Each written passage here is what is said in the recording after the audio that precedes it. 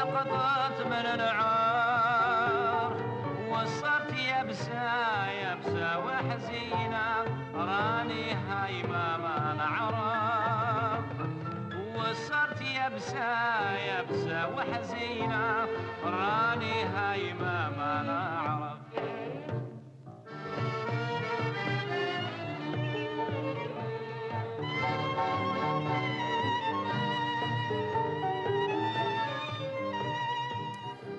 Des mots de minuit, bonsoir, bonne nuit. Ce soir, nous recevons René Koering et Jérôme Charine.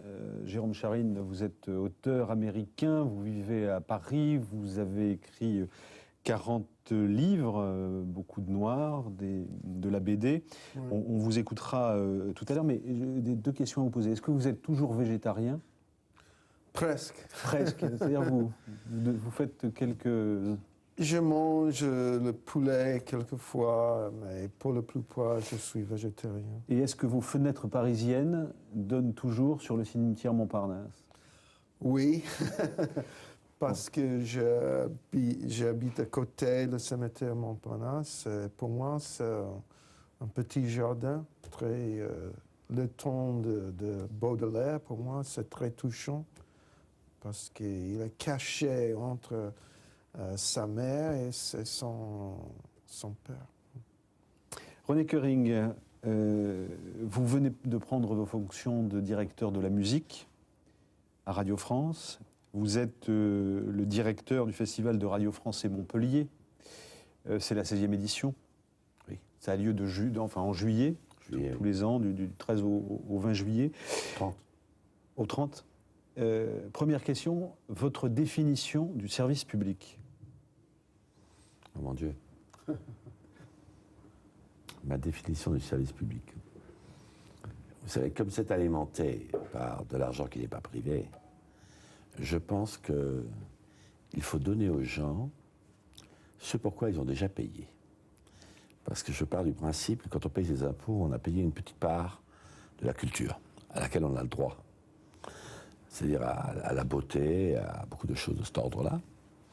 Et c'est à nous, à ce moment-là, de montrer, de faire entendre au public, pour une somme minime, si possible, toutes les choses qui sont accumulées pendant des siècles et qui font le patrimoine de l'intelligence humaine. Est-ce que c'est facile ? Est-ce que c'est orthodoxe ? Vous qui avez dit à l'un de mes confrères, n'oubliez jamais que nous sommes cernés, passez-moi l'expression, par des cons. Où avez-vous trouvé ça ? Ça, c'est une chose que m'a appris mon maître, il y a fort longtemps, qui m'avait dit effectivement cela, et je l'ai toujours gardé en mémoire. Mais je pense beaucoup moins, quand je pense à ça, quand je dis ça, je pense beaucoup moins aux gens qui écoutent de la musique qu'à ceux qui ont parfois un peu l'arrogance de croire qu'ils sont les maîtres de la musique. Quand vous dites votre maître, c'est Bruno Maderna ? Non, ce maître-là était un homme qui n'est plus, malheureusement, qui s'appelait Pierre Wozinski, et qui a dirigé la musique à la radio pendant longtemps, et qui en a fait un des fers de lance de la musique en France, jusque dans les années 80. Donc, si on essaie de résumer, et c'est presque une honte d'utiliser ce mot par rapport à votre travail, vous commencez par le piano et le hautbois, vous installez à Strasbourg, vous travaillez beaucoup. Je suis né là-bas. Vous êtes né là-bas, hein, vous êtes strasbourgeois, oui. Et ensuite vous êtes devenu montpelliérain. En 1960, vous rencontrez Boulez, oui. Qui vous convainc d'aller à Darmstadt. Oui. Maderna devient un autre maître. Le maître de base, oui. Et dans votre biographie, on a cette période 1962-1969, où pendant 7 ans, vous ne faites quasiment que composer. Oui, pendant une dizaine d'années, oui, je n'ai fait que cela. Et puis sont arrivés les plaisirs de la vie, les enfants. Il a fallu... plus que ça. Plus que ça. Il a fallu, oui, j'en ai 2 petits là. Et il a fallu s'en occuper, donc il a fallu les faire vivre. Et le métier de compositeur a une particularité, c'est qu'il ne peut pas faire vivre son homme, comme on dit. Et ça, jamais. Sauf si on fait de la musique de film. Des choses comme ça que j'ai fait d'ailleurs. Mais puis je me suis pratiquement résigné à faire un métier parallèle. Puis je suis devenu directeur de France Musique, etc. Est-ce que par rapport à votre passion initiale, ce sont des petits boulots, comme on dit? Non, non. Non, parce que j'ai découvert très tôt que faire partager ce que je pouvais donner en musique, montrer cela aux gens, leur donner la possibilité d'écouter, c'était pas un petit boulot, c'était au contraire, c'était un assez gros boulot. Et en plus, c'est un plaisir assez inouï parce que j'ai eu des expériences de ma vie qui m'ont vraiment montré que la musique pouvait atteindre toute personne. Il suffit qu'elle soit douée de l'ouïe. Ça n'a strictement rien à voir. Beaucoup de gens pensent que aimer la musique classique, c'est une question de standing, une question d'intelligence, une question de culture, tout ce qu'on voudra. Non, non, c'est uniquement une seule question, c'est avoir deux oreilles. Qu'est-ce que c'est qu'un camion piano? Ah, ça, c'est une chose drôle, ça. Au festival, j'ai pensé que c'était intéressant d'envoyer un piano à queue, avec un pianiste, si possible, évidemment, dans les petites places de village, plusieurs fois par jour. Et la seule façon de procéder, c'était d'imaginer un grand camion sur lequel on mettrait le piano et qui aurait en même temps une conque acoustique de façon à ce que le piano puisse être projeté, disons, le son puisse être projeté vers le public. Et effectivement, nous avons fait ça dans les petits villages aux environs de Montpellier. Et c'était à n'importe quel endroit. Et c'était assez amusant. Ça a montré à des gens qui ignoraient certainement ce que c'était qu'un piano à queue de concert, avec un pianiste qui jouait du Chopin ou du Liszt ou du Beethoven, et qui n'avait jamais eu une idée de ce que ça pouvait être en réalité, qu'il avait peut-être vu en photo ou à la télévision, etc., mais jamais en réalité. Vous êtes toujours là dans la définition du service public, finalement? Toujours, oui. Ça, oui. Alors, quand on regarde les tarifs pratiqués à Montpellier, on a 81 manifestations gratuites. Oui. Pour cette édition qui arrive, la 16e. 18 concerts dont le prix des places oscille entre 40 et 220 francs. Ce qui est... 220 francs, c'est déjà l'opéra à la meilleure place. Ouais, là, oui. Mais c'est peu par rapport à d'autres festivals où la place se vend à plus de 1000 francs et se négocie au marché noir beaucoup plus cher. Il y a un journaliste un jour qui m'a posé une question que je trouvais assez drôle, parce que Alfred Brendel est venu donner un récital. Donc je disais, pour 70 francs, on peut écouter Brendel dans le même programme, sur le même piano, avec la même acoustique si on veut, qu'à Salzbourg, où la place coûte 2000 francs. Et le journaliste m'a demandé, mais est-ce que M. Brendel est d'accord de jouer pour des gens qui ne payent que 80 francs la place ou 70 francs? C'est pas le problème d'Alfred Brendel, je pense. C'est pas ça le problème. Alors vous dites par rapport à ces interprètes qui viennent vous voir, est-ce que, question de demande à notre confrère, les interprètes confirmés ne se font-ils pas tirer l'oreille quand vous leur demandez d'apprendre des œuvres oubliées? Parfois ils refusent catégoriquement, dites-vous, tant pis pour eux. Quand j'ai proposé à Gary Lakes de tenir la partie de ténor dans Guntram de Richard Strauss, il m'a avoué ne pas connaître cet opéra. Intrigué, il m'a demandé de lui envoyer la partition. Enthousiaste, il a accepté.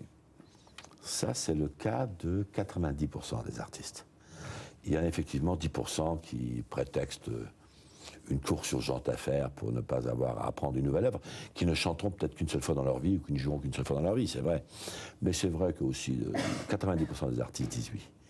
Ils tentent le challenge. Vous savez, c'est un peu dommage. Parce que dans votre politique, il faut le dire, hein, pour vous mettre à portée, encore plus, vous faites jouer à des grands des œuvres de jeunes, et vous faites jouer à des jeunes des œuvres de grands. Ça, c'est une politique, c'est une volonté de faire.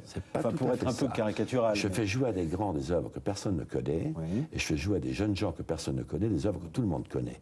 Parce qu'il est vrai qu'il est plus facile de juger un jeune pianiste dans une sonate de Beethoven de Liszt, parce qu'on a une référence pour dire il est formidable ce jeune, que s'il joue une œuvre inconnue.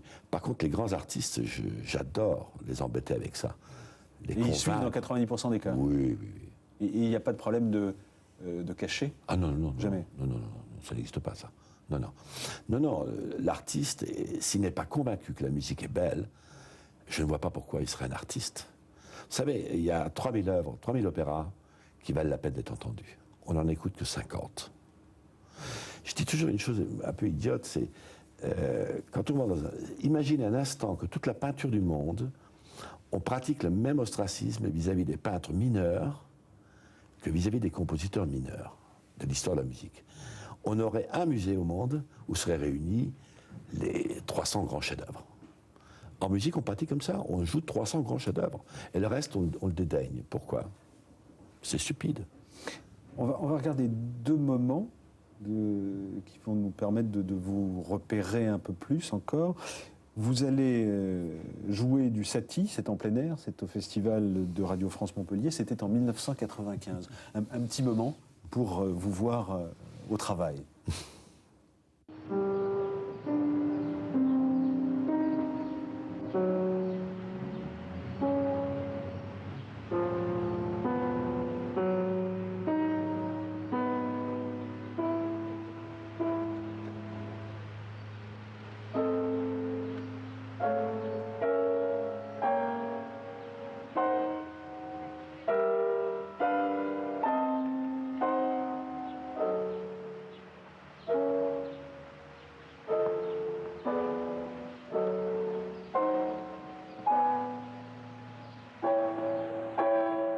Les 14 heures, est-ce que vous les avez tenues? Évidemment, oui. Je n'étais pas seul. Oui, bien sûr. Non, j'ai invité beaucoup de pianistes, des élèves du conservatoire, etc., à faire ce cycle de 14 heures. Parce qu'Éric Satie a imaginé cette chose, vous savez, c'est un peu dans le domaine de Duchamp, si l'on veut. Il a imaginé cette chose absolument invraisemblable, d'une toute petite formule pianistique qui est répétée 800 fois. Et effectivement, quand on l'allonge, ça fait 14 heures. Donc on a commencé, j'ai commencé moi, j'ai ouvert, et puis ça s'est terminé vers minuit et demi. Et c'est amusant parce qu'il y avait des gens qui étaient là depuis le début. Je ne comprends pas comment ils font. Comment ils pouvaient. Mais c'est amusant. C'est un geste, ça. Ce n'est pas une chose très importante. C'était un geste. Je crois que c'était la deuxième fois qu'on le faisait au monde. Ça a été fait en Amérique du Sud, je crois, il y a une dizaine d'années. Alors, je voulais juxtaposer à ce moment les contes d'Hoffmann. Et avant de voir les contes d'Hoffmann, je voudrais que vous me disiez un mot sur la manière dont vous avez découvert les 100 musiciens, les 30 choristes et les 35 chanteurs d'Hélicon. C'est moscovites qui concurrencent le Bolchoï, en tout cas qui s'inscrivent, en décalage par rapport à... Oui, ça c'est un événement très important à Moscou, parce qu'ils ont révolutionné le monde de l'opéra. Mais alors vous les invitez et vous flinguez le conformisme ambiant qui voudrait qu'on n'ose pas s'attaquer comme ça à des œuvres qui sont posées. Ils ont fait fort, comme on dit. Ils ont débarqué. Vous ne regrettez jamais vos audaces? Si je le regrette? Oui. Non, je me trompe. Parfois, il m'est arrivé de me tromper. On dit se planter en français, non? Je me suis planté une ou deux fois, sérieusement. Avec des choses stupides, j'ai fait une œuvre d'un compositeur que personne n'a apprécié, qui s'appelle Cherubini. Heureusement que Riccardo Muti l'a fait 6 mois après à la Scala, il en a fait un triomphe. Donc c'était moi qui m'étais trompé, c'était pas Cherubini. Donc j'avais bien raison de programmer, mais je l'avais mal fait. Regardez ce que donne, c'était l'année dernière, les contes d'Hoffmann par la troupe l'Opéra-Théâtre Hélicon de Moscou.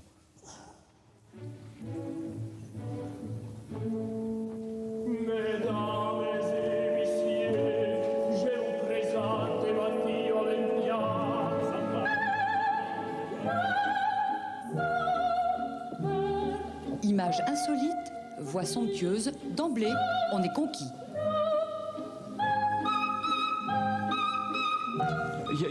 C'est la seule compagnie en Russie où je peux m'exprimer vraiment, même dans un rôle comme celui-là.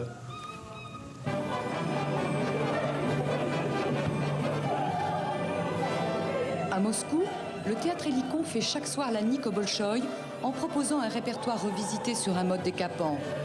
Leur conte d'Hoffmann n'échappe évidemment pas à cette règle. Ce soir, ces artistes devraient ébahir Montpellier. Voilà, donc ça c'était l'année dernière, et ce soir c'était un soir de juillet, reportage de Dominique Poncet. Est-ce que les gens suivent à Montpellier quand...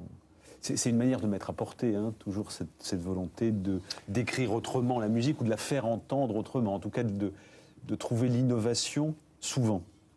Il y a toujours quelques grincheux, hein. Ça existe partout. Oui, il y a une cabale de la presse. Il y a toujours des choses comme ça. Mais le on public, fait quand même 72 000 personnes. C'est que les gens combien d'habitants de Montpellier sur ces 72 000? Une grosse... 50%. En gros, 50%, oui. Et ce sont comme des gens qui sont passionnés par ce qu'ils voient. Je suis très étonné de voir, au début on me disait mais vous ne pouvez pas faire des choses pareilles parce que personne ne viendra. Personne ne s'intéresse à ce genre de choses. On ne s'intéresse qu'au Requiem de Verdi et à celui de Mozart. Je ne pourrais pas comprendre une chose pareille. Donc je me suis aperçu, à moins que vraiment le public de Montpellier soit tout à fait exceptionnel, ce que je ne crois pas, les autres devraient faire pareil. Le public de Montpellier vient assister à des œuvres. Je viens de faire un concerto pour piano d'un russe mystique qui s'appelle Karamanov. Les gens étaient sidérés. Et ça durait 50 minutes, les gens étaient heureux comme tout. Donc je pense qu'il suffit de proposer aux personnes. Vous savez, je fais des concerts à Montpellier où il n'y a ni le nom de l'artiste, ni ce qu'il va jouer. Ça s'appelle les concerts du sauvage. Voilà, et vous tirez du chapeau. Non, rien du tout, non. On a prévu ça la veille, l'avant-veille. Les gens rentrent dans la salle et découvrent que ce soir, ce n'est pas un orchestre symphonique, par exemple, mais c'est un pianiste, ou c'est pas un pianiste, c'est un opéra. Et les gens sont là, sont absolument sidérés. C'est ce que vous avez fait avec Fazil C, d'ailleurs. Fazil a fait ça, oui. Mariage Vampirèche, Radeloupou. Des tas de gens participent à cela. Et il y a 2000 personnes qui viennent en disant c'est merveilleux. On m'a dit, vous ne devrez plus faire que comme ça, ne plus jamais annoncer ce que vous faites. Est-ce qu'au départ c'est une provocation? Est-ce que ça a pu être une provocation au départ? Est-ce que c'est devenu une méthode? Non, c'est au départ, quand je l'ai fait pour la première fois, je me suis dit, ils ont peut-être suffisamment confiance en moi maintenant, je ne l'ai pas fait au départ, maintenant ça peut peut-être marcher. Et je me suis aperçu à mon grand étonnement que ça marchait. Mais je suis toujours très étonné, comme je suis très étonné de voir autant de gens assister à des œuvres totalement inconnues. Moi, je suis étonné, je ne comprends pas bien. Parce que quand je vois dans les autres villes et dans les autres pays, ça ne se fait pas. Quand je le propose à des amis, ils me disent « Oh non, j'ose pas ». Je dis « C'est comme curieux ». Je crois que très souvent, les gens pensent que le public est moins intelligent. Alors qu'ils ont entièrement tort. On est toujours en train de tourner autour de la notion de service public. Pour qui on le fait, comment on le fait. C'est lui qui a toujours raison, et c'est lui qui est intelligent, c'est lui qui est sensible. Un mot de Hildegard Behrens, que vous allez recevoir pour l'édition 2000 avec un opéra rarement joué, c'est Médée de Cherubini. Et là encore, vous allez chercher des juxtapositions qui ne sont pas non plus évidentes et qui ne sont pas classiques. Oui. Hein, on retrouve Hildegard Behrens dans Electra, Richard Strauss, c'était l'édition Festival Radio France Montpellier, 1995, extrait.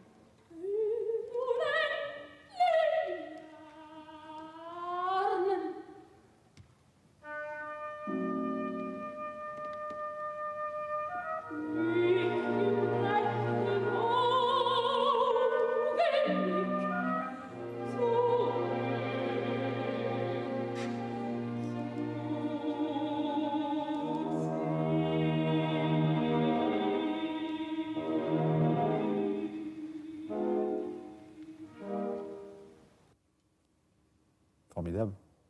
Je ne comprends pas, c'est la plus grande tragédienne lyrique que je connaisse aujourd'hui, qui fait des triomphes invraisemblables à Salzbourg, à New York, à Londres, partout, et qui ne chante jamais en France. J'aimerais savoir pourquoi. Parce que personne... Sauf chez moi, oui. Oui, parce que personne comme vous n'est allé la chercher. Non mais attendez, Madame Hildegard Behrens, c'est quand même... Non mais j'entends bien, mais... Je sais pas, c'est Pavarotti. Comment est-ce que vous expliquez ça? Je comprends pas. Voilà des choses que je comprends. Il y a plein de choses que je comprends, vous savez. Est-ce que le fait d'être directeur de la musique à Radio France, être directeur de ce festival, vous donne une situation de pouvoir ou une situation de faire des modes, ou en tout cas des évidences en termes de découverte musicale? Est-ce que vous avez un pouvoir? Avec ce que vous dites là. Non, mais Non, moi je parle avec des artistes tout le temps. Le reste, c'est pas tellement mon problème. À partir du moment où je suis arrivé à mettre un artiste dans un état de demande, oui. D'un besoin, je pense que mon travail est terminé, parce que lui, il fera le reste. De temps en temps, je suis obligé de temps en temps, évidemment, de guider certaines choses, de rassembler certaines personnes, de mettre ensemble un chef avec, etc., pour arriver à un résultat que je suis persuadé. Vous n'êtes jamais confronté à ce qu'on pourrait appeler la politique culturelle ou à des politiques culturelles, par exemple aux politiques culturelles de la ville qui vous finance, d'un ministère Non, la ville, quand je suis arrivé, m'a dit on fait entièrement confiance, ils ne sont jamais mêlés de quoi que ce soit. Non, ça... Alors cette confiance que vous avez aujourd'hui, donc vous êtes en situation de créer, en tout cas d'offrir quelque chose de différent. Est-ce que ça s'est fait parce que vous étiez compositeur, parce que vous aviez... comment est-ce que c'est venu cette confiance qu'on vous fait? Banco, René Coering, Banco, comme ça. Ça se fabrique, ça se travaille. Je ne sais pas. C'est venu parce que j'ai... C'est magique. Je ne sais pas, c'est venu parce que j'ai fait des choses qui ont fait que c'est inhabituel déjà. C'est vrai que je me rends compte qu'en général, une programmation que je fais, tout le monde la reconnaît parce qu'on dit il n'y a que Coering pour être assez fou pour faire une chose pareille. Absolument. Ça, c'est une chose. Je viens de trouver un opéra que personne n'a jamais fait, que Toscanini avait dirigé, qui était un scandale, etc. Parce que Richard Strauss l'avait entièrement copié pour faire son Elektra. Je vais faire ça au festival. Tout le monde me dit mais où avez-vous trouvé cette chose-là? Mais il y a des réseaux, il y a des antennes, il y a, je sais pas, il y a 1000 choses. Et puis c'est vrai qu'il faut avoir envie de le faire. C'est beaucoup plus facile de faire Traviata. Ça, c'est facile. On pense au téléphone et Traviata est fait en une demi-heure. Là, il faut trouver la partition, le matériel, faire les machins, susciter les choses. Mais c'est ça qui est passionnant, ça. C'est ça la vie. Pourquoi est-ce que vous dites il faut de l'argent pour assurer l'essentiel, au-delà, il faut faire appel à ces mélanges? Pourquoi est-ce que vous vous revendiquez comme adepte de l'arte povera? C'est-à-dire que vous dites que... Il ne faut peut-être pas aller jusqu'à l'arte povera. Mais c'est vrai que j'ai très peur d'avoir trop d'argent. Parce que dès qu'on a trop d'argent, on fait des bêtises. Vous savez, si vous pensez que l'opéra d'argent- s'est alourdi aujourd'hui? Qu'il est trop lourd bien souvent? Non, tout dépend de la mission et de quel opéra. Par exemple, l'Opéra de Paris, j'ai un respect extraordinaire pour Hugues Gall, parce qu'il a fait de l'Opéra de Paris quelque chose qui est plein tous les soirs. Il y a des gens qui sont heureux d'être là. Je ne parle pas de la critique, je parle des gens qui vont pour leur bonheur. C'est réussi, c'est total, c'est extraordinaire. Mais c'est vrai que si j'avais le budget d'Hugues Gall, je ferais des bêtises. Moi, j'ai besoin d'avoir peu d'argent et me demander comment faire quelque chose d'intéressant avec peu d'argent. C'est ça qui me passionne. Et à ce moment-là, je mets aussi les gens dans le bain. Je leur dis, ne me demandez pas de tant d'argent, je ne l'ai pas. Soyez gentils, faites-le à la moitié déjà. Opéra de Domenico Cimarosa, nous sommes en 1994, avec la soprano Françoise Paulet, dans des décors d'Hervé Di Rosa. Hein. Regardez, au moment de la répétition, Françoise Paulet va piquer un fou rire parce que le texte que vous lui avez dégoté, enfin en tout cas ce que vous êtes allé lui demander d'interpréter, finalement prête à sourire, voire à rire.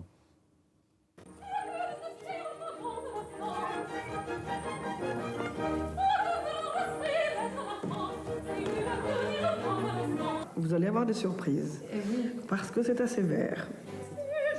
Je serais si belle, si sexy,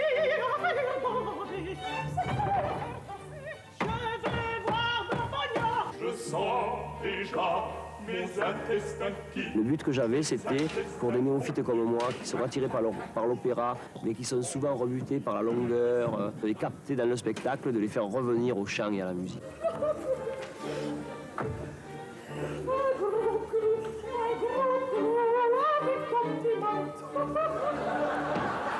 Le livret de cette armée d'imaginaire est par moments si leste qu'à la répétition, Françoise Paulet n'y résista pas. C'est comme ça, Marie, on va bien.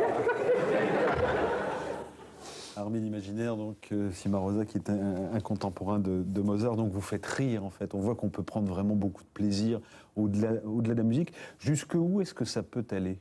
C'est-à-dire que dans ce besoin, dans cette volonté de transmission, de mise à portée, est-ce que vous vous mettez des barrières? On vous a vu imaginer sur la Coupe du Monde de football aussi, oui. Donc vous avez travaillé sur de l'image de football et sur de la composition, ce qui n'est pas évident. Est-ce que là, on n'est pas à la limite de quelque chose Oui, parce que vous pensez que la musique classique est un art de chic, non? Ah, pas du tout, de personnes au contraire. chic, qui sont élégantes et tout ça. Je suis sexy à faire bander, c'est pas chic, hein.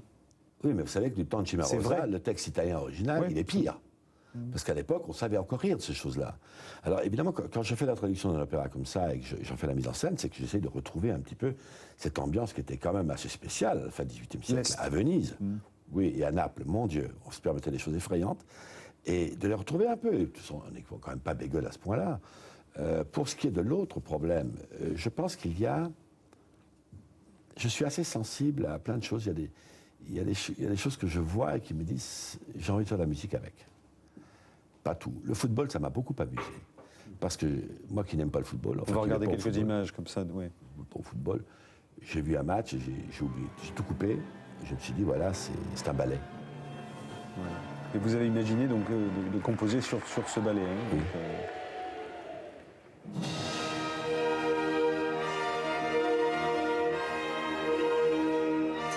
c'est vrai que c'est assez surprenant. Donc, en fait, il n'y a pas de limite. C'est-à-dire qu'on peut... Il y a des limites. Lesquelles? À partir du moment où ça devient... C'est pas gadget, ça, ce qu'on voit là, hein, certainement. Provocateur. Hein. Certainement un peu gadget. Je ne revendique pas du tout le côté sérieux de ces choses-là. Je trouve que c'est amusant. Il y a des gens qui n'aiment que le football, qui sont venus écouter pour la première fois de leur vie un orchestre symphonique. Et l'inverse aussi, il y a des gens qui n'aiment pas le football, qui ont dit que c'est marrant. Aller chercher, quoi. Oui, non, c'est un jeu, ça. C'est comme on a le droit de rire un peu dans la vie, vous savez. Au mois d'août prochain, vous faites une composition avec un... Ça, c'est déjà plus sérieux. Avec la techno. Avec la techno. Oui. Ben, pour la bonne et simple raison que la techno, c'est pas Laurent Garnier qui l'a inventé, c'est Pierre-Henry, c'est Schaeffer, des gens comme ça qui l'ont inventé dans les années 50. Quand je vois aujourd'hui les jeunes gens qui font de la techno, que je connais un peu et que j'aime bien, ils sont absolument fascinés par cette musique-là qui a été inventée par Pierre-Henry ou par Schaeffer, les bruitistes, les futuristes italiens et tout cela. Et donc là, en l'occurrence, vous travaillez avec Emmanuel Daucher, dit Emmanuel Malin. Oui. Ouais. Je fais une pièce avec Emmanuel Malin et je lui ai dit, écoute, ce qui serait bien, ce que j'aimerais, c'est que tu sois comme le concertiste dans un concert de Beethoven, tu es le soliste, et moi je fais l'orchestre autour. J'écris l'orchestre autour. Il m'a livré sa pièce, et là je suis en train de travailler sur ça pour écrire un orchestre. C'est évidemment extrêmement... c'est assez brutal, c'est plutôt hard comme musique, ça n'a rien à voir avec le match de football. C'est plutôt de ce que moi j'imagine dans leur langage et ce que je peux leur apporter, moi. L'expérience. On arrive au terme de cette première partie de l'émission. Dans les mots que vous avez eus, il y a ceci: la musique est un pari, non un confort. Une illustration avec la techno. Oui. Oui, non, dans tous les jours pour moi, c'est ça. Parce que le confort, comme je vous ai dit, consiste à faire les Noces de Figaro et Traviata. Le pari, c'est de faire aimer aux gens Guntram, de la faire aimer le Nieki que je vais faire, de la faire aimer des musiques différentes, ou Parisina que j'ai fait l'année dernière, qui est pour moi absolument splendide, le Macbeth de Bloch, que tout le monde en parle dans le milieu musical, mais personne n'a jamais entendu. Des choses comme ça, c'est le pari. Le confort, ça ne m'intéresse pas du tout. La musique est une morale aussi, dites-vous. Oui. Je pense que c'est une des façons d'arriver au bonheur. Pas pour moi. Pour moi, c'est évident. Mais je pense que c'est une des façons d'arriver au bonheur pour l'humanité. Je pense qu'il est absolument impossible d'envisager, c'est pas moi qui l'ai dit, c'est Nietzsche qui l'a dit, c'est impossible d'envisager un monde sans musique. Oui. Techniquement, comment vous faites pour aller chercher ces œuvres que personne ne connaît plus? Concrètement, comment vous faites? Vous êtes un rat de bibliothèque? Je ne suis pas franchement un rat de bibliothèque. Il m'arrive d'aller en bibliothèque, évidemment. Quand je voyage, j'aime bien aller dans les bibliothèques, voir ce qu'il y a. Mais j'ai surtout un réseau d'amis, de musiciens, de musicologues qui me téléphonent à tout bout de champ pour dire j'ai trouvé ça, j'ai trouvé ça. Tout ceci parce que vous pensez que notre époque n'a jamais été aussi avare avec son public. C'est ça, vous dites? Je crois que dans le domaine de la musique, c'est la plus petite fraction de l'intelligence humaine qui est exploitée. Par contre, en peinture, en sculpture, en littérature, on voit que ça existe, ce foisonnement. En musique, c'est réduit parce que c'est un langage de spécialistes. Donc, les spécialistes étant, dans notre cas, des fainéants, en général. Pourquoi pas? Parce qu'ils ne vulgarisent pas assez, parce qu'ils n'en ont rien à secouer? Non, c'est parce que c'est compliqué, se fatiguer la vie. Et puis, on n'est pas sûr du succès. Quand vous montez une pièce que personne ne connaît, vous n'êtes pas sûr du succès. Si vous montez Traviata, vous êtes sûr que tout le monde... Aïda, vous êtes sûr que... En plus, vous mettez 3 éléphants, c'est le triomphe. Alors, on va écouter Rubinstein, parce qu'on a retrouvé un document de 1965, un panorama, pour sortir de cet entretien. Dernier mot, directeur de la musique, vous préférez quoi, directeur ou musique? Devinez. On écoute Rubinstein, 1965.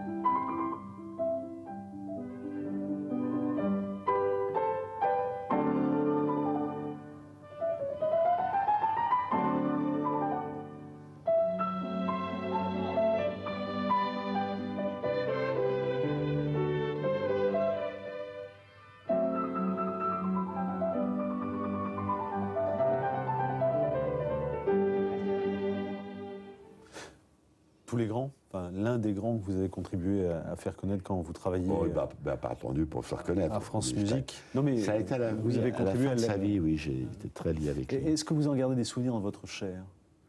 De Rubinstein? Oui. Oui.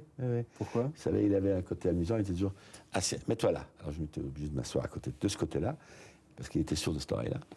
Et donc je lui parlais à cette oreille-là, et quand il riait, il avait cette habitude, avec son coude, il faisait c'est drôle. Et alors on en prenait des trucs. Je sortais, j'étais bleu chaque fois. Il était formidable, ce type. Jérôme Charine, qu'avez-vous entendu de ce qu'a dit René Koering?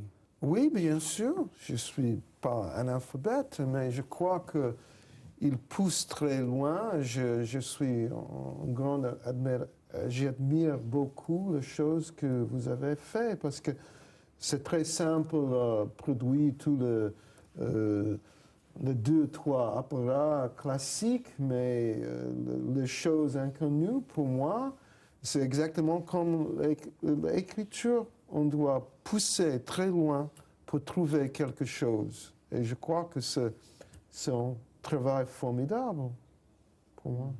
Vous aimez la musique classique quand vous voyez Rubinstein? Oui, c'est la musique incroyable. Vous aimez jouer, vous? Non, mais pour moi, avec les mots, la musique, le langage, c'est la chose la plus importante. Quand je vois les mains de Rubinstein, c'est incroyable. Est-ce que le jazz a beaucoup d'importance pour vous? Oui, parce qu'il y a 30 ans, Miles Davis était mon propriétaire. Et quand il compose la musique, c'est un homme incroyable, Miles Davis. Pour moi, j'aime beaucoup le jazz. On va continuer cet entretien avec vous. Je vous propose de faire une pause musicale comme à chaque fois dans cette émission. On va retrouver Jeffrey Oriema. Bon, vieille nostalgie par rapport à Oriema, puisque il a été le compositeur du générique du Cercle de Minuit, puis du Cercle. Il interprète ce soir Spirits of My Father. C'est un extrait de son dernier album, Spirit. Vous savez qu'il a quitté l'Ouganda il y a 23 ans, et après 4 ans d'absence, Oriema revient donc avec un 4e album qui mélange des titres en anglais et en acholi. Acholi, c'est la langue ougandaise. Ce nouveau disque se veut pour Oriema un retour aux sources. Voici donc Spirits of My Father.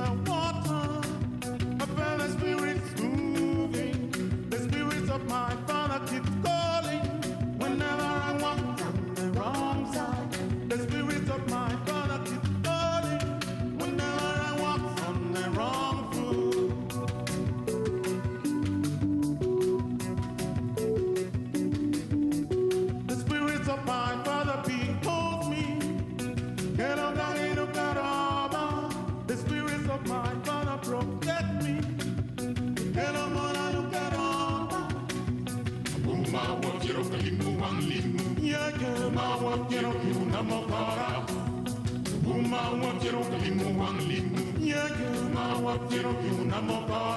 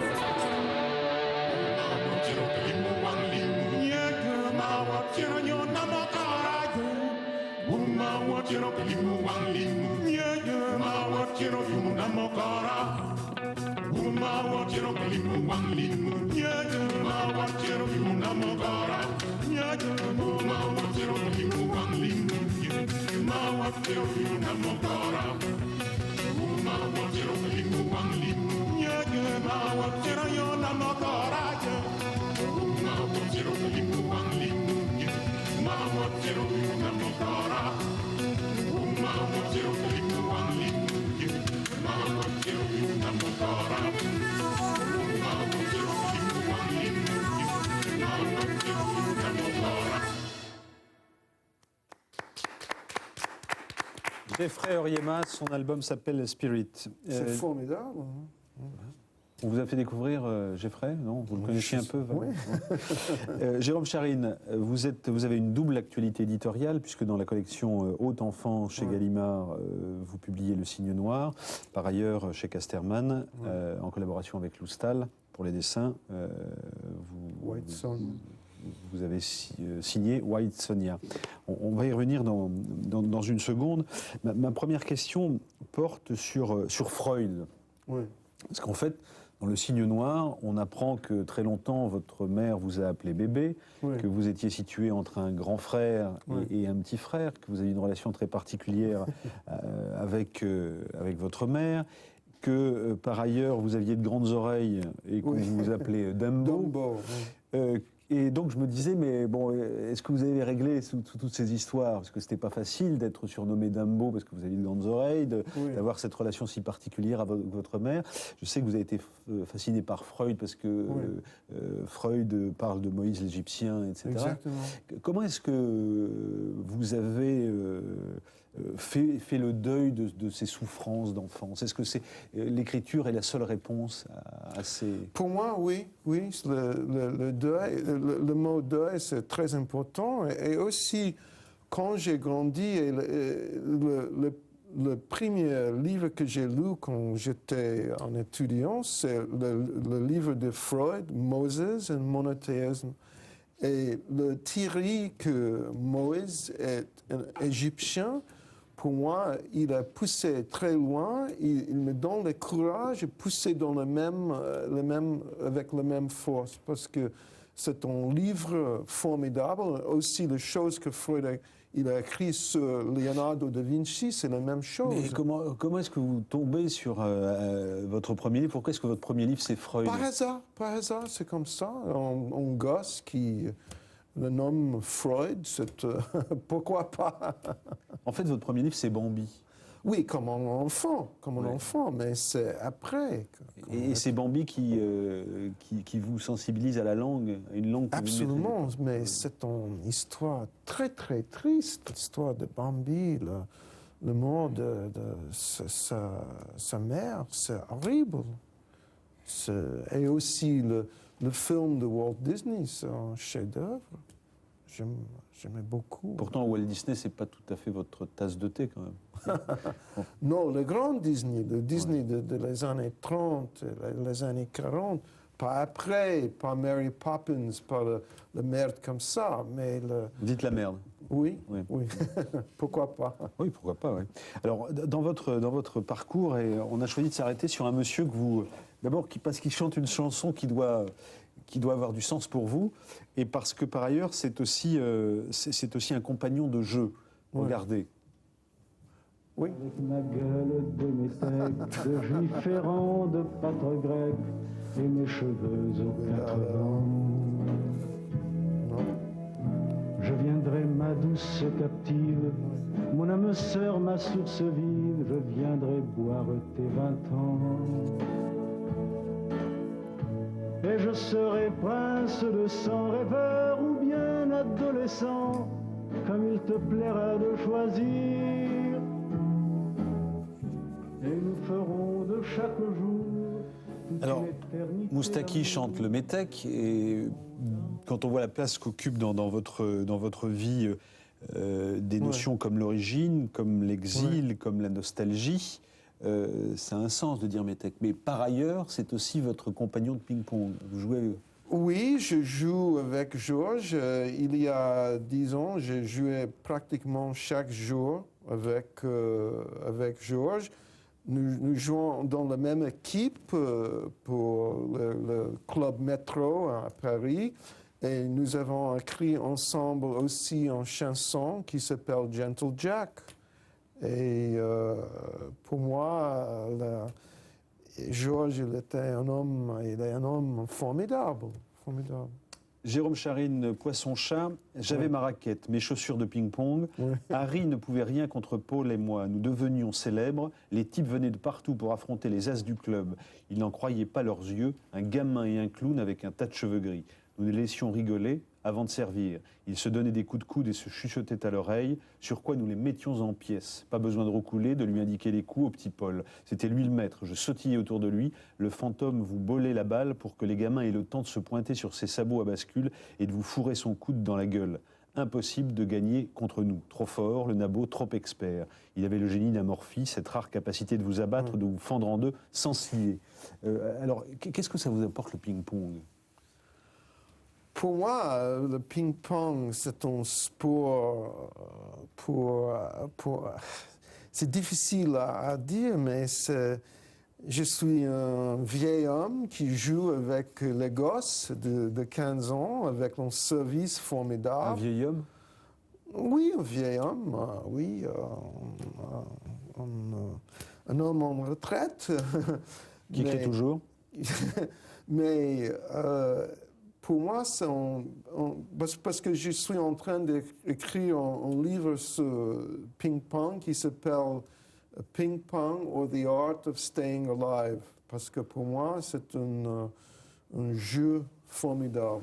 Le ping-pong ou l'art de rester vivant. Oui, exactement. C'est une discipline, c'est une philosophie, c'est une ascèse, c'est tout ça.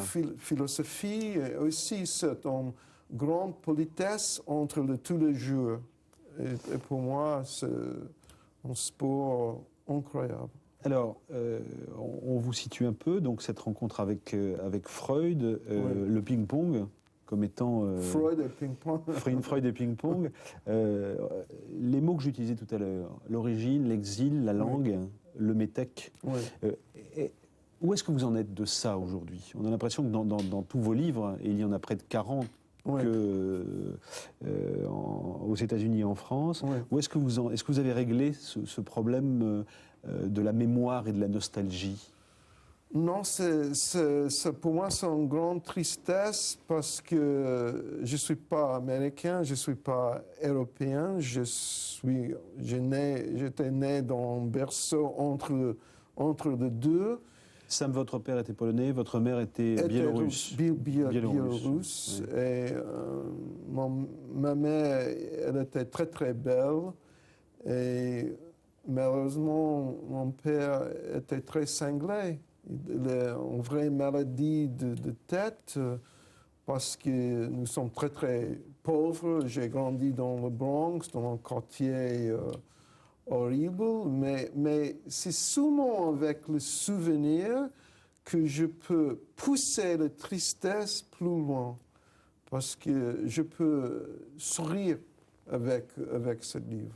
C'est seulement avec les mots, parce que je n'existe pas seulement dans les mots, dans le livre. Pourquoi est-ce que vous dites que les mots tuent aussi ? Parce que les mots, ils sont très très puissants. Ils sont très cruels. Si vous avez les puissances comme un magicien, c'est exactement, je crois, avec la musique.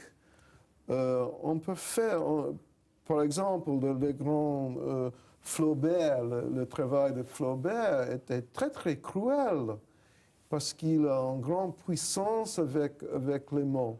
Il peut faire les choses, je peux tuer avec les mots. Je suis un voyou, avec le mot.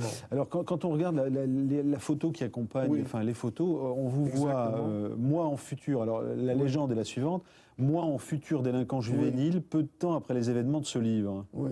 Est-ce que vous avez, à un moment, failli tomber du côté de ceux que vous décrivez et de tous ces personnages multiples, baroques, presque surréalistes parfois, hein, que vous décrivez? Est-ce que vous avez failli devenir un gangster? Parce que c'est le monde qui vous fascine, celui des gangsters. C'est pas exactement gangster parce Quand que... on voit votre tronche là, on a Oui, l'impression oui, que- oui, mais c'est vrai, parce que dans le Bronx, il y a 50 ans,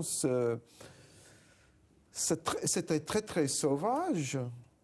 C'était très, très sauvage. Aujourd'hui, le Bronx, ça n'existe plus. Non, ça existe, mais c'est plus calme maintenant. Mais c'est difficile à imaginer la pauvreté. Mais pour moi, la vraie pauvreté, c'est l'absence de langage et aussi l'absence de la musique. Si la musique n'existe pas, pour moi, c'est horrible. Mais grâce à Bambi, j'ai trouvé le langage. Et pour moi, c'est une grande puissance. C'est plus puissant que l'argent, le système public. Quand je vous entends parler là, on avait, d'ailleurs vous avez l'oreillette qui s'en va, mais on s'était posé la question. On s'était posé la question de savoir si on allait travailler en anglais ou en français. Vous avez décidé de travailler en français, ce qui vous arrive rarement. Comment est-ce que vous vous sentez avec le français après près de 20 ans passés en France maintenant? C'est difficile, non, parce que je ne suis pas un tueur de mots en français. Voilà, je parle comme un enfant. Mais je crois pour un programme comme ça, si je parle en anglais, c'est une autre voix. Je suis simplement un fantôme sur l'écran, sur le petit écran. C'est à cause de ça que je veux parler comme un enfant en français. Alors, on vous en remercie. Un dernier mot de votre mère. Vous dites dans Le Cygne Noir, c'est d'elle que j'ai appris le pouvoir mortifère du souvenir. Oui. C'est dur de dire ça. Oui, c'est très dur, mais après la mort de ma mère, j'ai une grande puissance à écrire. Je n'ai pas osé écrire un livre comme ça quand elle était vivante. Mais après la mort, j'ai une grande libération. Et c'est exactement parce que le portrait de ma mère dans la scène finale, c'est très, très cruel. Nous sommes dans une voiture ensemble avec un autre homme et un autre père. Et c'est une histoire fantomatique. Traumatisante. Très traumatisante. Alors, cette mère, c'est Fegele. C'est un petit oiseau. C'est le petit oiseau. Oui. Hein, alors, avançons dans votre travail. Vous avez 40 ans. Et en 1977, c'est l'une des dernières découvertes de Marcel Duhamel, le patron de la série noire. Donc il y a cette série, Kermesse à Manhattan, Yeux bleus, Marilyn Nading. Vous êtes loin de ces livres aujourd'hui? Non, pas vraiment, mais je crois que c'est grâce à la série noire, parce que c'est difficile pour les Français à comprendre que les lecteurs de série noire, ils sont très, très intelligents, exactement comme les spectateurs dans Montpellier.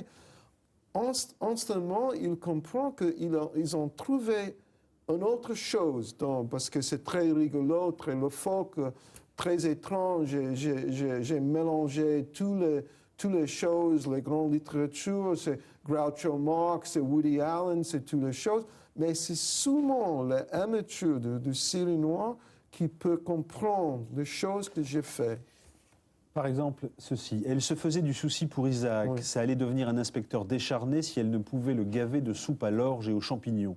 Il n'était pas dans la nature d'Ida Stutz de se montrer avare avec les hommes. Isaac avait besoin de sa chair pour se libérer de ses anxiétés et de la tension qu'engendrait son statut de père, de mari, de fils et de flic intelligent. Ida lui simplifiait l'existence. Elle savait qu'il avait une fille disparue, une épouse criarde, une mère à l'hôpital, la pauvre Sophie, qui fourrait des Arabes dans son lit. Ida était en route pour Rivington Street et le logement d'Isaac. Elle avait l'intention de rafraîchir la terre des pots de fleurs d'Isaac, de récurer l'intérieur de son réfrigérateur et de l'attendre près de l'escalier de secours. Alors là, on a une petite idée des personnages. Hein. Est-ce que vous revendiquez le mot de burlesque dans votre écriture? Oui. Baroque? Oui, et sourire. Sourire, le rire en permanence. Aujourd'hui, vous êtes au bout de cette veine du roman policier? Non, pour moi, c'est pas vraiment un roman policier. J'utilise le genre pour pousser dans une autre direction. Et je crois qu'on peut dire que Le Cygne Noir est aussi un roman noir. Parce que c'est très dur. Je vous connais aucune référence affirmée pour le roman policier. Oui. Sauf Ross MacDonald. Oui. Je vous ai vu un jour écrire sur Ross MacDonald et le citer comme une vraie référence, alors que sur les grands du hard-boil comme Goodies, Thompson, etc., il n'y a pas de... Non, parce que le premier policier que j'ai lu, c'est un livre de Ross MacDonald. J'ai pas, à cette époque-là, j'ai pas lu Hammett et Chandler, etc., etc. Aujourd'hui, vous les lisez ou vous... Oui, j'adore Hammett. Il est un très, très grand écrivain. Chester Himes, c'est formidable. Et James Ellroy, j'adore le Dahlia Noir. Qui a renouvelé le Dahlia Noir, qui a renouvelé le genre. C'est un livre formidable, hallucinant. Ouais. Alors, ça c'est pour le livre. Pourquoi est-ce que vous dites lire m'ennuie? Je ne comprends pas. Pourquoi dites-vous lire m'ennuie? Ah oui. Vous l'avez dit. Je crois que je n'ai pas dit ça. C'est un menteur qui... non, peut-être c'est fatigant, mais j'adore le livre. Oui. Ça, c'est pour votre premier métier. Oui. Qui est d'écrivain. Oui. Hein, qui est celui d'écrivain. Vous en avez un autre, puisque vous êtes professeur de cinéma à l'Université américaine de Paris, et dans vos références absolues en cinéma, notamment en cinéma français, il y a forcément François Truffaut. Oui, oui. Et cette identification immédiate que vous avez avec Douanel. On écoute Truffaut. On écoute Truffaut, et puis après on reparle du cinéma français et du cinéma en général. Oui. C'est un ami et c'est en même temps un personnage très proche de moi tout en étant lui-même. Je peux écrire très vite pour lui. Je peux écrire très vite un texte, une tirade ou même pour une autre scène, je dis celle-là, j'écris uniquement les idées, il trouvera les mots lui-même. Vous voyez, c'est une grande, grande commodité pour montrer sur l'écran un personnage qui est un petit peu moi et un petit peu lui et qui est entre nous deux. Évidemment, le cinéma américain m'a formé à partir de la libération de la France après la guerre. Et je dois beaucoup au cinéma américain. Alors je pense que dans les films que je fais aussi, il y a une espèce de tiraillement un peu entre l'influence du cinéma américain et puis mes racines qui sont quand même très françaises. Il y a des gens qui n'aiment pas les enfants, je trouve ça très logique, pourquoi pas, parce qu'ils les voient comme des espèces de caricatures d'adultes. Et moi je dois dire que j'ai l'optique exactement inverse. Je vois les adultes comme des caricatures d'enfants, et quand les adultes sont un peu pompeux, solennels ou jouent un rôle social très sérieux et tout ça, ça me fait énormément rire. Alors vous êtes tout à fait, vous opiniez quand Truffaut disait les adultes sont des caricatures d'enfants. Non, c'est formidable. Je suis en train d'écrire un roman sur la jeunesse de Truffaut pour Gallimard, parce que j'adore Truffaut est pour vous une référence absolue? Absolument, parce que le 400 coups, à mon avis, c'est le meilleur œuvre sur la tristesse et la pauvreté de jeune le garçon dans 400 coups, le jeune intrant, c'est formidable. Il fait partie de ces paumés, de ces marginaux qui sont au cœur de votre écriture. Et cette distance entre la jeunesse et les ados. Pourquoi vous identifiez à Douanel à ce point? Pourquoi est-ce qu'il y a eu ce phénomène d'identification? Parce qu'il était un petit voyou. Quand il volait la machine à écrire, la petite scène, vous avez... oui. Mais pour moi, ça m'a bouleversé parce que c'est le premier film étranger que j'ai jamais vu. Et je tombais sur les 400 coups et tout à coup, je trouvais un grand ami. Ouais. Alors, dans les films qui, pour vous, sont incontournables aussi, et là, on retourne dans votre roman Le Cygne Noir, il y a Samson et Dalila.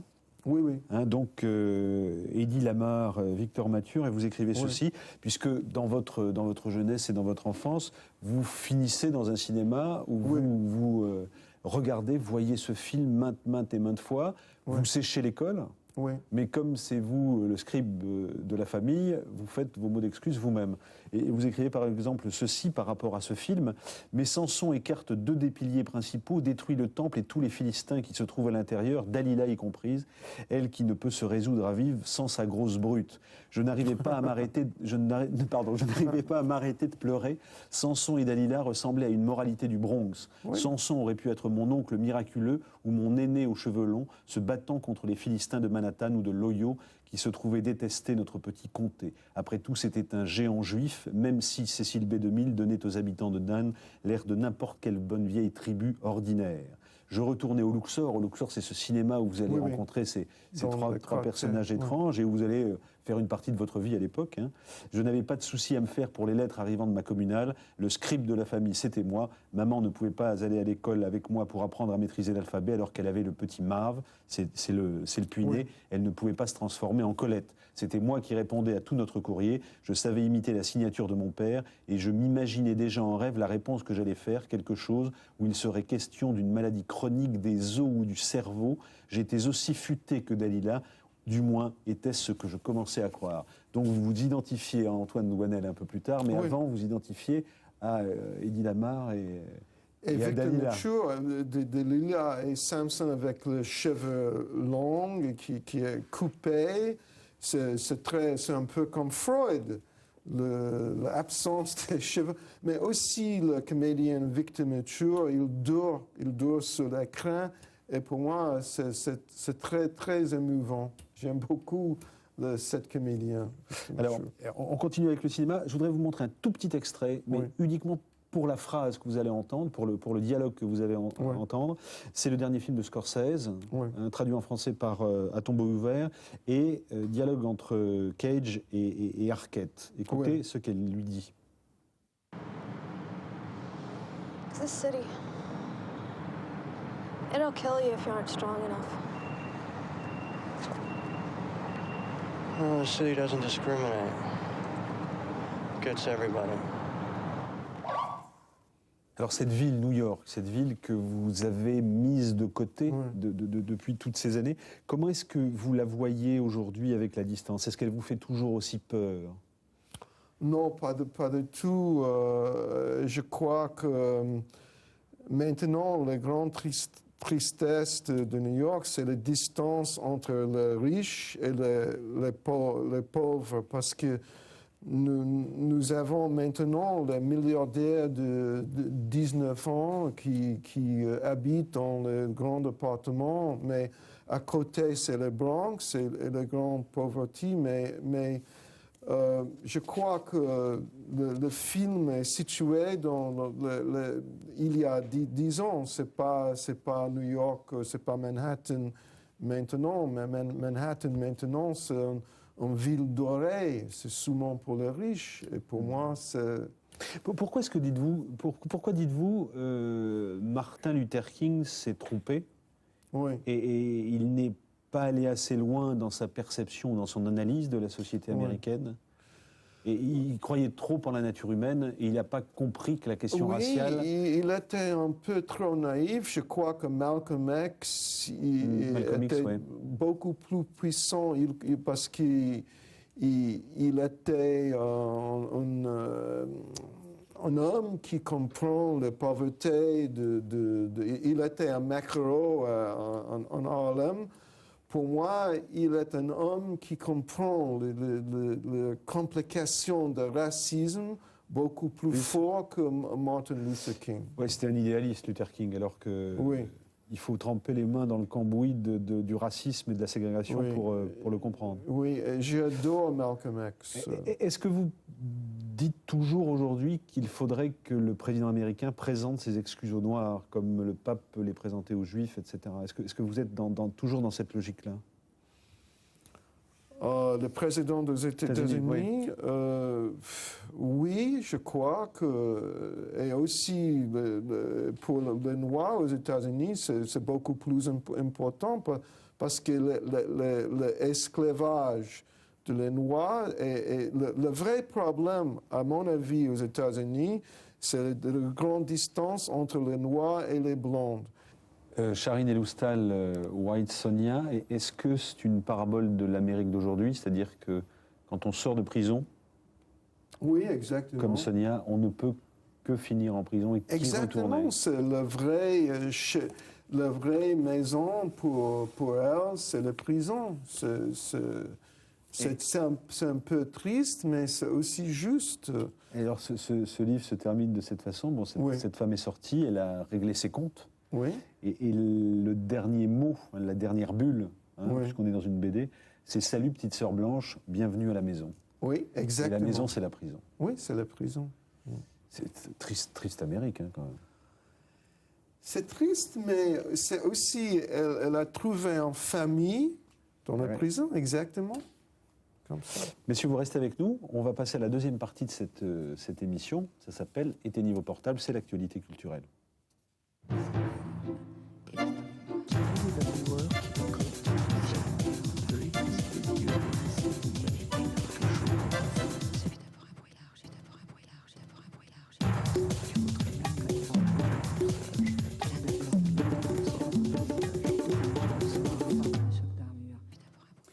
L'actualité culturelle, elle est d'abord musicale et on va s'intéresser à l'ensemble polyphonique corse Surgenti. Surgenti veut dire la source. C'est un ensemble composé de 5 chanteurs et 3 musiciens en dehors du groupe et en dehors de cette passion et de cette activité musicale.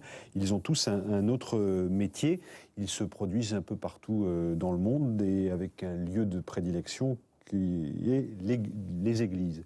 Ce soir, nous allons entendre un extrait de leur album Ramenti. Voici Surgenti.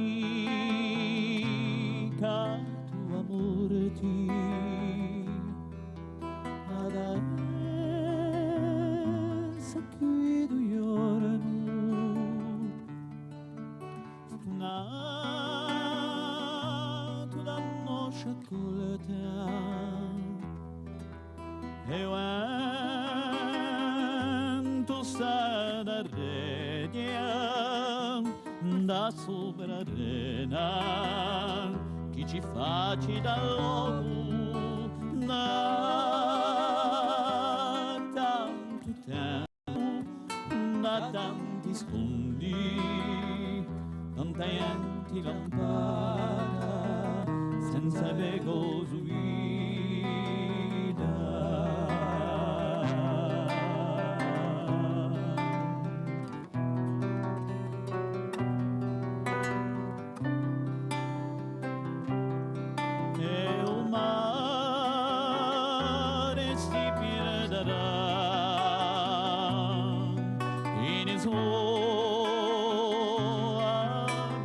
Neri, o marò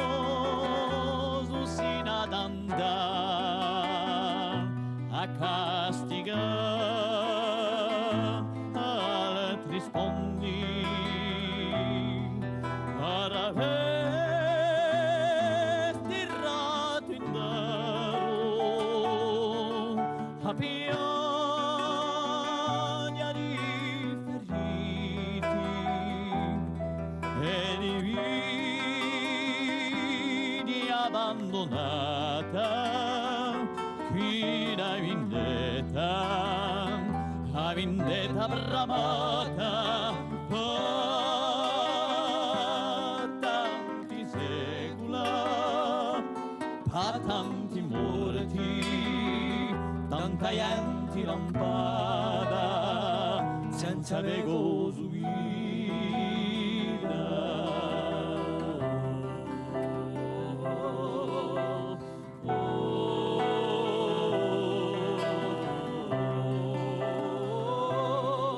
Sarrapato abbastanza a stringere i nostri mari, Camposanto ignorati, pa sopra tanti ricorda.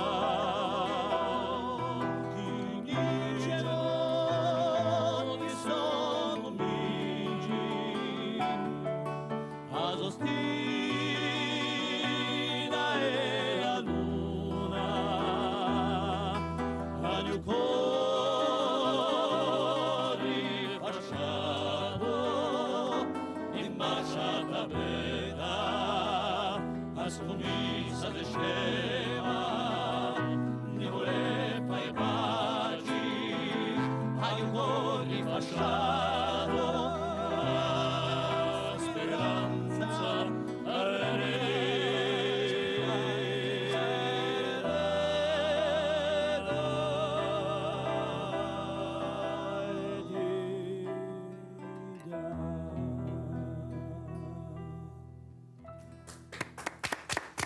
Voilà, Sorgenti, La Source, un groupe qui veut faire reconnaître l'identité culturelle de l'extrême sud de la Corse. Créé une première fois, il s'est séparé et aujourd'hui il est reconstitué autour de Guy Canarelli et Pascal Morandini. Nous ont rejoint Marie Talon et Christian Cojol. Christian Cojol pour la galerie Vue. On va parler photo avec vous dans une seconde. Marie Talon, vous travaillez sur la chaîne Région et on va parler avec vous du théâtre qui se fait en région, qui se fait en province. Et c'est ce théâtre-là qui vous intéresse et dont vous nous parlez aujourd'hui, avec notamment une pièce, mais c'est plus qu'une pièce. Ça s'appelle Cet autre moi-même. Oui, et ça s'est passé à Strasbourg. On fait de très jolies choses à Strasbourg. Vous en êtes originaire, René Koering. Et Cet autre moi-même a obtenu le grand prix du public au festival des spectacles courts, Théâtra 99. Mais c'est une version longue qui va être reprise le 5 mai, vendredi, à l'Iliade, dans la banlieue de Strasbourg. On va y revenir dans un instant. Et en fait, ce spectacle met en scène des professionnels de l'atelier théâtre. On va regarder quelques images de ce spectacle que nous avons. On regarde, vous allez voir tout de suite de quoi il s'agit. Ce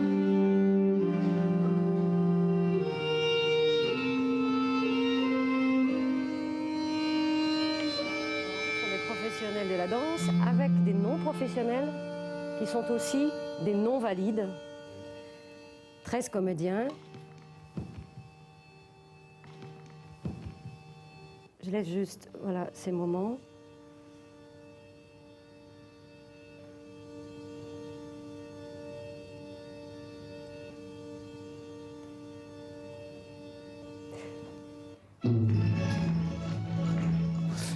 Alors on voit, le thème en fait c'est une succession de tableaux qui racontent un petit peu la vie quotidienne. Les comédiens, danseurs, mimes de l'atelier théâtre du mouvement ont travaillé, il y a beaucoup de Pinocchio et Mato un petit peu dans leur formation, je ne sais pas si vous connaissez ce style de mime, et c'est des choses, en fait on ressent beaucoup de burlesque, c'est un peu cousin du cinéma muet, il y a énormément de poésie, d'humour et beaucoup d'émotions, en particulier dans ce pas de deux, qui est le pas de deux le plus atypique qui soit, puisqu'on a, ça raconte la vie quotidienne, les gens qui courent après quoi? Après leur portable, après un chien, après un papillon, pourquoi pas. C'est d'ailleurs comme ça le début du spectacle. L'homme qui court après un papillon est vêtu de blanc. Elle est vêtue de rouge, elle ne court plus depuis longtemps. Il y a plein de moments différents. Hein. On a vu, elle défait lentement les accoudoirs de son fauteuil. Cette femme, c'est Evelyne Wolf. C'est grâce à elle, en fait, que tout cela existe. Et elle est tétraplégique depuis l'âge de 20 ans, donc ça fait une trentaine d'années environ. Donc c'est un peu une partition pour 10 paires de jambes, 3 fauteuils roulants et une paire de béquilles. Et alors, comment s'est fait le travail d'élaboration? C'est-à-dire, comment est-ce que les genres se sont mélangés? Les gens se sont mélangés. Evelyn Wolf, elle, en 92, elle en avait assez qu'on lui propose toujours les choses qu'on propose aux personnes qui sont en fauteuil roulant, le basket, etc., les sports pour handicapés. Elle dit, moi, je veux faire autre chose. Elle ne sait pas vraiment quoi. Elle s'adresse à l'association des résidents d'Esplanade, l'ARES, un centre socioculturel à Strasbourg, qui dit, il n'existe rien, c'est vrai, on ne connaît pas. Eux s'adressent du coup à Evelyne Chanu, qui dirige depuis 20 ans déjà dans cette même ville, l'atelier Théâtre du Mouvement. Et née en 93 une série de stages. Et tous les professionnels de l'atelier Théâtre du Mouvement ont été titillés par le défi. Une vraie rencontre s'est passée. Ils ont tous lavé aussi leur regard par rapport au handicap, parce que le handicap, il est physique peut-être là, oui, mais il n'est pas du tout dans l'esprit. Donc je veux dire, il y a tout un imaginaire commun. Et ils ont travaillé par improvisation collective. Sur le handicap aussi, mais de sorte que le spectacle est né beaucoup plus tard. L'envie de continuer, de prolonger par un spectacle est venue assez tard. Et l'idée, c'était quand même un défi. Il ne fallait pas que ce soit condescendant, morbide, qu'on ait une drôle d'idée. Comment fonctionne, réagit le public? Comment est-ce qu'il... Le public a très très bien réagi. Alors évidemment, à la toute première fois, la salle était pleine de fauteuils roulants. C'est là qu'on s'est rendu compte que les salles de spectacle n'étaient pas tout à fait conçues Sauf pour un fauteuil. Les fauteuils roulants, c'est-à-dire que c'était eux qui étaient aux plus mauvaises places. Et dans la mesure où, là, le handicap, il n'est ni montré, ni nié, il est. Je veux dire, quand Evelyn Wolf, on l'a vu, sort de son fauteuil. Alors ça peut, on voit juste un extrait, ça peut choquer tout d'un coup, on se dit, on va contraindre. Mais c'est repris par le spectacle. Mais si elle a un geste comme ça, ils vont se servir de ce geste-là pour, en fait, donner sens à toute la chorégraphie qui s'élabore autour. Et pas de sentimentalisme, pas de bonne conscience par rapport à ça. C'est surtout ce qu'elle voulait, Evelyne Chanu, qui est la directrice de l'atelier Théâtre du Mouvement et donc la metteur en scène de ce spectacle. Et les images sont extraites d'un film de Mariette Feltin, qui a réalisé tout un film sur la genèse du spectacle, une tribu bien singulière, en collaboration avec Balthazar Film et France 3 Strasbourg. Alors, Marie, est-ce qu'il y a d'autres choses que vous avez à nous conseiller, rapidement Alors, très rapidement, en fait, par association, finalement, il y a très peu de temps, moi j'ai une amie qui est programmatrice et directrice du centre culturel Marc Sangnier à Rouen. Oui. Et elle accueille aussi le festival de la déchirure. Alors, art et déchirure, là, on peut... L'art, en fait, qu'est-ce que c'est l'art? C'est toujours l'expression d'un petit degré de folie. Enfin, moi, c'est ce que je pense. Mais là, dans ce festival, c'est vraiment aller à l'extrême, la déchirure de l'être, l'effroi face à l'indicible, qui peuvent engendrer une création, une œuvre d'art. Enfin, bon, ça, c'est mon avis à moi. De toute façon, dès qu'on est un peu fou, on peut créer. Est-ce que l'art est la folie? Et donc, avec le concours de ce centre culturel Marc Sangnier, où commence, ce soir même, un spectacle. Alors, c'est marrant, les hasards, parce qu'on commence un spectacle italien avec des malades mentaux. En fait, c'est un grand metteur en scène italien qui travaille aussi sur le corps, qui a commencé chez Pina Bausch et qui a été complètement secoué par sa rencontre avec des malades d'un hôpital psychiatrique dans le nord de l'Italie. Et du coup, il a fait un spectacle qui s'appelle Les Clochards, je ne sais plus en italien, enfin je l'ai là, mais peu importe. Et bon, c'est passé, c'était ce soir. Ça commence, c'est toute une programmation internationale qui est un peu comme ça sur laver son regard. Comment on peut faire du spectacle autrement? C'est très beau cette expression, laver son regard. C'est-à-dire, il ne s'agit pas de fonctionner dans le sentiment ou la bonne conscience qu'on disait tout à l'heure, mais effectivement, c'est un fait. Voilà, c'est là et l'accepter. René Koering, Jérôme Charine, vous êtes sensible à ces audaces, si tant est qu'on puisse considérer cela comme une audace, ce rapport au handicap comme étant une réalité. Oui, c'est incroyable. René Koering. Moi, j'étais sidéré parce que vous vous souvenez peut-être, il y a quelques années, Mathilde Monnier a fait un travail comme ça, que j'ai vu donc, puisqu'elle est à Montpellier. C'est absolument stupéfiant. Là, j'étais vraiment remué. J'étais plus qu'ému, comme on dit. Oui, effrayant. Devant, c'est vraiment extraordinaire ce qu'elle a fait. C'est stupéfiant. Moi, je sais pas, c'est difficile d'en parler. C'est un travail. Moi, je l'ai beaucoup. C'est un peu vrai parce qu'on ne sait pas trop comment, justement, en parler sans alourdir. Elle en parle beaucoup mieux que moi. Il faudrait lui demander à elle. Mais elle est déjà venue. Mais c'est l'émotion. Christian Cojol, directeur de la Galerie Vue, avec... vous nous faites découvrir quelque chose qu'on ne connaissait pas. Gothard Chou.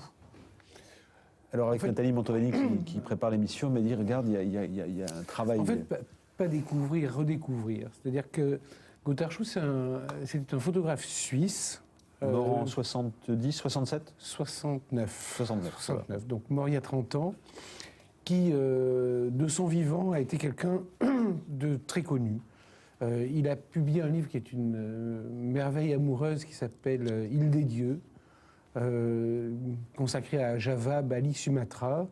Bali où il est tombé effectivement amoureux, puisque au retour de Bali, il a divorcé, et que pendant toute sa vie, jusqu'à la fin de sa vie, il a envoyé chaque année de l'argent pour une école à Bali, où il n'est pas retourné.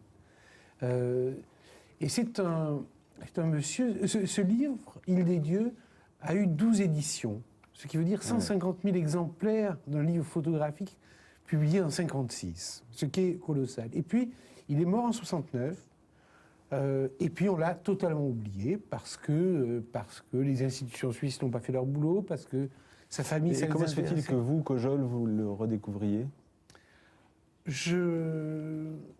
En 1979, j'ai acheté un livre qui s'appelle « Instant donné, instant volé ». Déjà, je trouve que le titre est certainement un des titres les plus merveilleux par rapport à la photographie. Et c'est certainement la première fois dans l'histoire de la photographie qu'un photographe réalise une monographie où il mélange tous les sujets.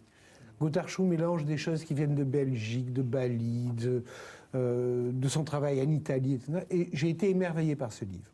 Alors, et puis, voilà, donc j'ai décidé de le montrer. On va regarder quelques photos qui sont dans la galerie. J'aimerais bien que vous nous les commentiez. Hein. On en a choisi quelques... alors, il y a un support aussi qui est intéressant. Il y a des photos qui sont collées sur des plaques d'aluminium, ce qui n'est pas tout à fait classique. Alors, ça c'est une chose qui est absolument extraordinaire. Ouais. En 60... Je commente les images puisqu'elles passent. Ça, c'est une image qui date de 1927. Des enfants à Perugia. En 1927, personne ne composait comme ça. Personne ne savait utiliser l'espace photographique de cette manière-là. Et ça, c'est une... Gothard Chou, quand on regarde les dates auxquelles il a réalisé ces images, on est sidéré. Gothard Chou, il faut quand même le dire aujourd'hui, enfin, je veux dire, la seule personne qui a rappelé Gothard Chou, c'est Robert Frank, qui a dit, voilà, cette image, c'est une image d'un jeune mineur en Belgique en 1937, et c'est une des grandes icônes de l'histoire de la photographie. C'est un des portraits sociaux les plus incroyables que je connaisse, d'une émotion sans limite, sans aucun formalisme. Il n'y a aucun formalisme chez Gothard Chou qui échappe. Alors, il commence à photographier en 25. Il n'y a pas d'influence du Bauhaus, il n'y a pas d'influence des formalistes allemands. Il finit en 60, il n'y a pas eu d'influence de Cartier-Bresson. Ça, c'est l'image la plus connue, le petit joueur de billes à Java, 1938, qui était dans The Family of Man, qui est au MoMA à New York, qui est une icône. Et il y a d'ailleurs, je suis très heureux d'avoir ça à la galerie, il y a une variante, c'est le geste juste après que le petit garçon ait jeté la bille. C'est une image d'une pureté absolue, il n'y a pas du tout d'anecdote. Il y a simplement une relation forte aux choses. Par rapport à la discussion qu'on avait il y a une seconde avec Marie, c'est vrai que la réalité... Regardez cette photo d'une jeune balinaise. Alors, ça s'est fait en 1938. En 1938, tous les photographes font de la photographie exotique. Lui, non. Il fait de la photographie amoureuse. Il photographie une jeune fille parce qu'elle est très belle. Et il le dit. Alors, la réalité telle que... ce qu'on disait il y a une seconde avec Marie. Et quand on voit ces photos, il y a peu de temps, on a aussi parlé du travail de Salgado. C'est quand même sacrément différent, quoi, dans ce qu'on met dans la photo ou dans ce qu'on ne trouve pas ailleurs. Voilà. Je dirais même d'ailleurs que c'est un anti-Salgado. J'ai une image accrochée à la galerie, sous 2 états d'ailleurs, un tirage de 1938 et un de 67, qui est le chargement par des porteurs d'un bateau de charbon à Port Saïd. C'est une image du travail absolument incroyable, la vision d'une fourmilière, comme ça, cadrée très simplement. Et c'est une image qui n'appelle absolument pas au bon sentiment. C'est une image qui se veut un constat. un constat qui est tellement fort graphiquement qu'elle nous oblige à réagir. Je ne suis pas certain que ce soit toujours le cas chez Salgado. d'autres. Il reste une photo qu'on voudrait vous montrer. On va la regarder. Voilà, c'est celle-ci. Ça, c'est tout à fait à la fin du voyage en Asie, lorsqu'il, en 1938, il repasse par Singapour pour reprendre le bateau. Et il fait cette photographie et quelques 20 ans plus tard, il refera une photographie avec deux religieuses. Non, pas les mêmes. Deux religieuses qui sont en train de regarder la scène au Vatican. Et c'est quelqu'un qui... C'est absolument étonnant. Il y a une chose que je trouve absolument étonnante, c'est que notre société qui se préoccupe de culture soit capable d'oublier pendant 30 ans quelqu'un qui a publié 18 livres, qui a été le maître d'un des photographes les plus importants du siècle, qui est Robert Frank, qui était un monsieur modeste et qui a exploré les directions les plus modernes de la photographie. Christian, un mot sur la question que je vous posais tout à l'heure, sur la manière de coller ces photos sur des plaques en aluminium. C'est une technique. Ça, c'est très, très étonnant. Un mot. À cette époque-là, donc 67, lorsqu'on faisait des grands tirages, on les collait sur bois. Oui. Godarchou les a collés sur aluminium et les a décollés du mur par une petite baguette de bois, ce qui leur donne une présence incroyable.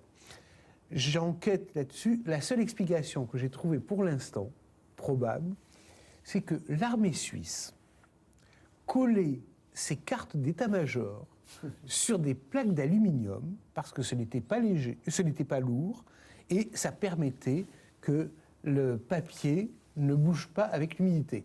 Est-ce vrai, est-ce faux? Je n'en sais rien. Mais en tout cas, Godarchou a récupéré certainement cette technique pour son expression, qui était une expression d'artiste. Alors peut-être pour continuer dans ce même registre, La vérité, rien de plus, rien de moins. Un film que nous vous conseillons à des mots de minuit, c'est un film de Randa Shahal Sabag, qui est un film qui s'appelle Civilisé, EES, qui parle de la guerre au Liban. Je voudrais simplement vous lire, avant de vous faire une remarque, vous lire la note d'intention de l'auteur. « J'ai mis 17 ans avant de pouvoir écrire un scénario sur la guerre civile au Liban. J'avais 20 ans au début de la guerre, 40 ans à la fin. Je ne pouvais que la regretter. Nous l'avions faite, cette guerre, nous avons tué, torturé, enlevé, nous avons beaucoup ri aussi, parfois pleuré, nous l'avons faite, cette guerre, nous étions tous responsables. Je voulais faire un film joyeux, simple, décalé, éclaté sur la guerre. Je ne voulais pas de bilan, pas de jugement ni d'apitoiement. Je voulais revoir les gens de la guerre comme je les ai connus, cruels, violents, drôles, humains. La vérité, rien de plus, rien de moins. Enfin, en tout cas, la réalité, pas la vérité. Rien de plus, rien de moins. Je vous propose un extrait de ce film avec cette remarque, beaucoup de soucis avec la censure libanaise, puisque la censure libanaise a imposé qu'on enlève 42 minutes du film, enfin quasiment une bonne partie, un bon tiers. Par ailleurs, il reste aujourd'hui sur 2 ou 3 endroits des dialogues censurés. Vous allez d'ailleurs le voir dans cet extrait. Ça concerne ce qui s'est passé quotidiennement pendant des années à Beyrouth et au Liban, des barrages et des gens qui sont contrôlés par d'autres gens. Certains sont armés, d'autres pas. Certains ont une confession, d'autres une autre. Extrait.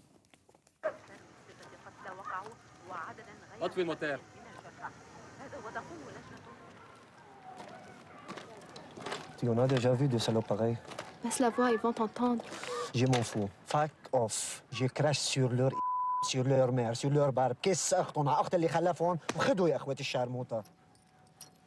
Jésus, Marie, Saint Christophe, يا عذراء sauvez-nous. دخيل ربك أنت بتضلك تدعي لي للعذراء، وين تركوا عذراء هني؟ ليش بحبوا حدا الإخوات الشرموطة؟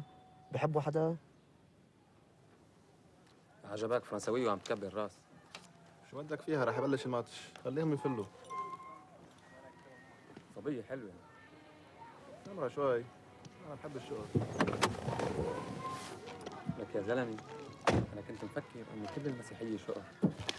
وين رايحة؟ لك حمار.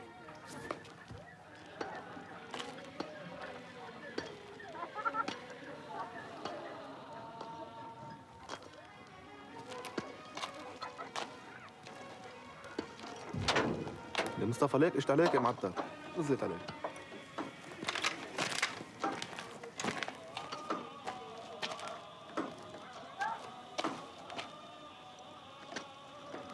راجعين من المقبرة.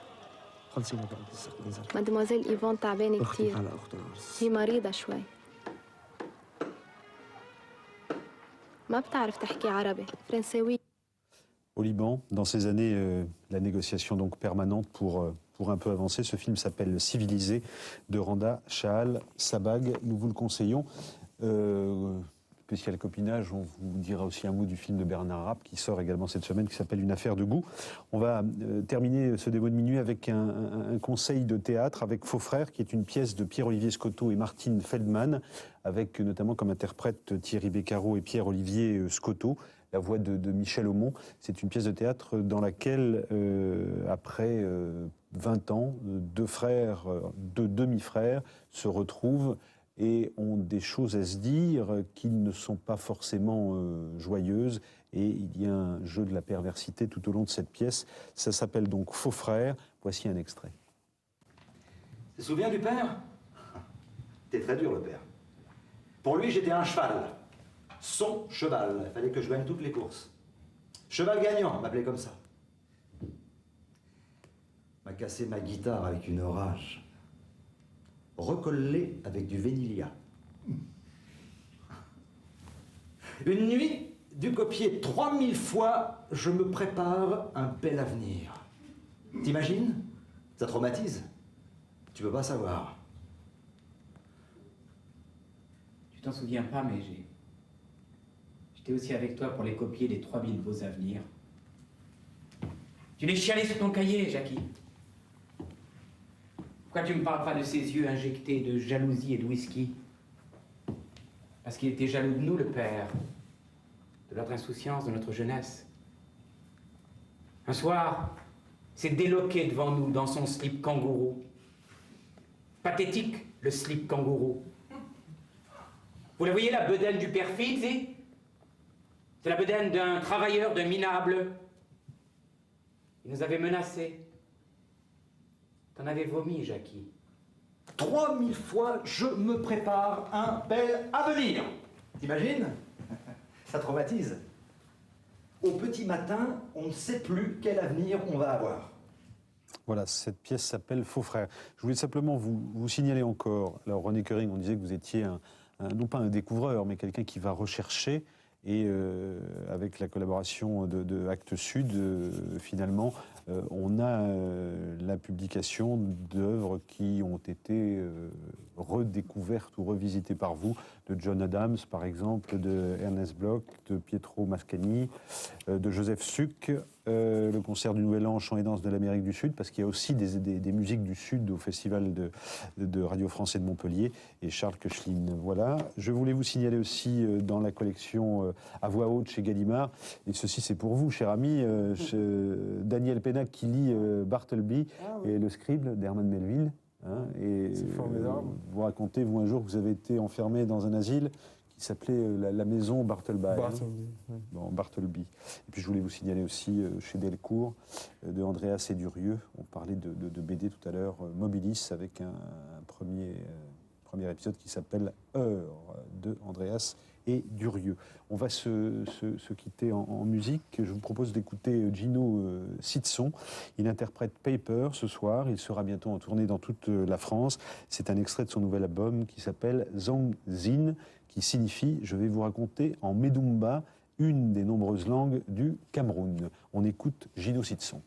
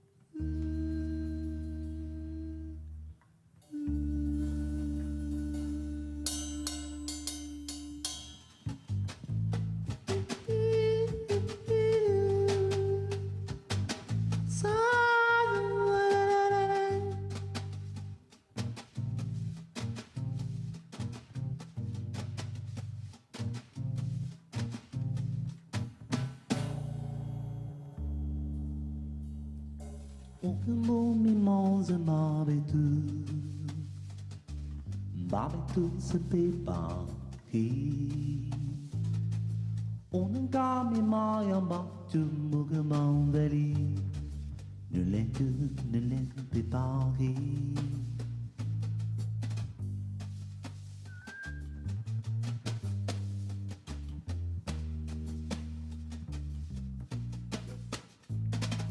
Bulen quit subudu bubu Gabakanagni moyo du wang Abo began swim shusunduni Dukun fami Wanna do Mabulamin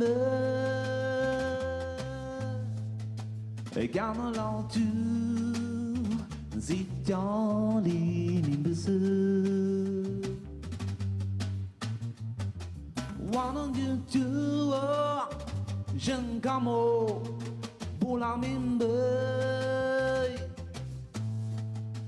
Gana long to Bantu Jun Yungundu Pepa, hey, Pepa, hey, Pepa, Pepa, hey, Pepa, hey.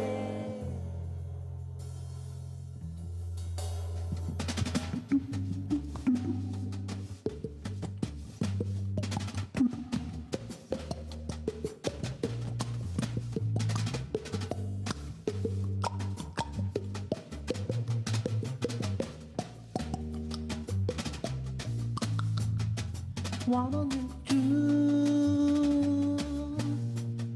Mabulamin Gana long to Zitjali nimbusu Pepa, Pepa, hey, Pepa, hey, Pepa, Pepa, hey. Blah, blah, blah, blah, blah, blah, blah, blah,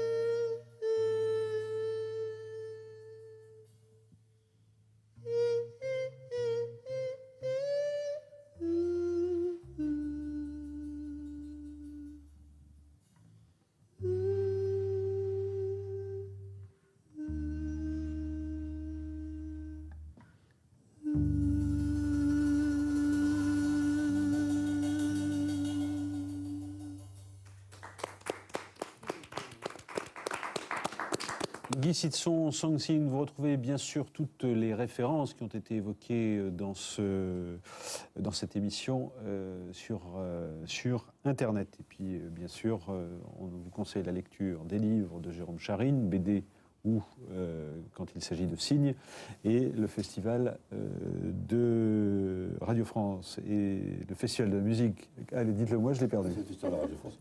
Voilà, j'étais sûr que ça finirait comme ça. Madame, messieurs, merci d'avoir participé à Des mots de minuit. C'est la fin de cette émission. Merci de votre attention. La peine de mort n'a toujours pas été abolie aux États-Unis.